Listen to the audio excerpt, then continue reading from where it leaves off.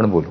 त्यांना सेफ्टीचा डेटा दाखवला आणि साहेब तुम्हाला सांगतो की 12व्या दिवशी त्यांच्या हेल्थच्या हेड त्यांचा मला फोन आला की सगळ्या पेशंटना फरक पडला आहे, तुम्ही कधी येऊ शकता. म्हणजे कोणाला पॅन्क्रिएटिक कॅन्सर होता, कोणाला कोलोन कॅन्सर होता, कोणाला वेगळे कॅन्सर होते, सगळ्यांना फरक पडला. असं सगळं करतोय म्हणजे देव करून घेतोय. हे भारताचं ज्ञान आहे आणि कॉस्ट इफेक्टिव्ह. म्हणजे जिथं 50 लाख खर्च होतं आमची सगळी ट्रीटमेंटची कॉस्ट 40-50 हजार नाही. आता ही यंग एज आहे तिथं याच्या पुटकुळी आली असेल कोणाला, आता ही मुलगी आहे हिला चेहऱ्यावरती पुटकुळी आली तर आमचं ॲक्ने क्रीम आहे, असं 1 दिवसात पुटकुळी याचं थांबतं. खूप लांबचे क्लेम करत नाही. एकाला 2 पुटकुळे येत असतील ना, एकाला एका ठिकाणी लावायचं दिवसात 2-2, 3-3 तासांनी 4-5 वेळा लावलं, संध्याकाळपर्यंत ती पुटकुळी बसून जाते. त्याचंही ते औषध कसं काम करतं त्याचं मी सायंटिफिक ट्रायल केल्या.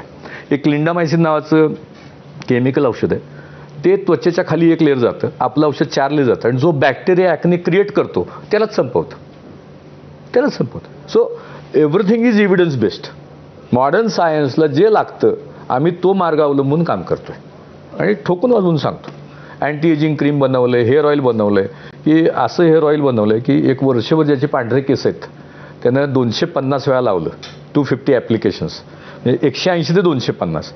तर आमचा दावा आहे की पांढरे केस काय होतात, केस गळती तर थांबतेच. पण हे सगळं आयुर्वेदिक आहे. आयुर्वेद आता म्हणत नाही काय. आम्ही काय केलं, आयुर्वेद म्हटलं की लोक तुम्हाला अशी तलवार घेऊन येतात आणि जगामध्ये आयुर्वेदाला लोक म्हणजे भारतात आयुर्वेद मान्य आहे, जगामध्ये आम्ही ह्याला हर्बल औषध आधी म्हणायचं ठरवलं होतं. पण आता मला अमेरिकेतल्या माझ्या खूप सिनियर मित्रांनी सांगितलं जे मेडिकल फर्टिने ते म्हणले हनुमंत ही औषधं तुम्ही प्लांट बेस्ड इम्युनॉलॉजिक्स म्हणून आणा, प्लांट बेस्ड इम्युनॉलॉजिक्स. तर आम्ही आमची औषधं आता तशा पॅटर्नमध्ये आणतोय. So everybody will accept it. पण त्याला विरोध होतच नाहीये का? विरोधाचा तर सामना करावा लागत असेल अजून त्या तुम्हाला. विरोधा स्टेजला गेलेलो नाहीये. ऑनेस्टली मी खूप मी पहिल्यांदा पब्लिकली बोलतोय. हे under the carpet, under the radar ठेवले. पण आता एवढा डेटा माझ्याकडे आहे की उद्या हा इंटरव्ह्यू बघून कोणी ॲलोपॅथी डॉक्टर आले माझ्याकडे भेटायला तर त्यांना मी दाखवू शकेन की साहेब तुमच्या औषधाबरोबर हे माझं औषध दिलं, जो तुमचा पेशंट 8 महिन्यांनी किंवा वर्षांनी बरा होणार असेल तो 4 महिन्यात बरा होईल किंवा 3 महिन्यात बरा होईल. माझं औषध कसं काम करतं त्यांना सायंटिफिकली मी सांगू शकेन की how it helps. G1G2 cycle जी असते कॅन्सर ग्रोथची ती अरेस्ट कसं करतंय, बॅरियर म्हणून कसं बसतंय हे मी त्यांना सांगू शकेन. आणि तेवढा डेटा म्हणजे 6-7 हजार पानांचा डेटा सर माझ्याकडे. म्हणजे माझा जे डॉक्टर पवन सिंग माझे हेड आहेत त्याचे ते 3 दिवस सलग बोलू शकतात कॅन्सर या विषयावरती. असं डेटा आहे आपल्याकडे. पण म्हणजे हे जे कॅन्सरच्या औषधाबद्दल तुम्ही सांगताय ते अजून लोकांपर्यंत आहे. आता मार्केटला आम्ही ऑनलाईन देतोय. BVG लाईफ सायन्सेसच्या वेबसाईटवरती ऑनलाईन देतोय. पार्किन्सनला सर जगात औषध नाही आहे.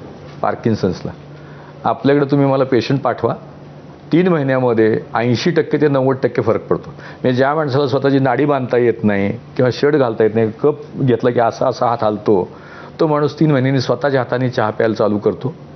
आदरणीय गडकरी साहेबांनी अनेक पेशंट माझ्याकडे पाठवले आणि त्यांना खूप चांगला फायदा. त्यांनी परवा मला सांगितलं की एक कार्डिओलॉजिस्ट आहेत नागपूरचे ज्यांना खूप त्रास होता पार्किन्सन्सचा, नंबर 1चे कार्डिओलॉजिस्ट, त्यांना म्हणले जबरदस्त फरक पडला तुझ्या औषधाने.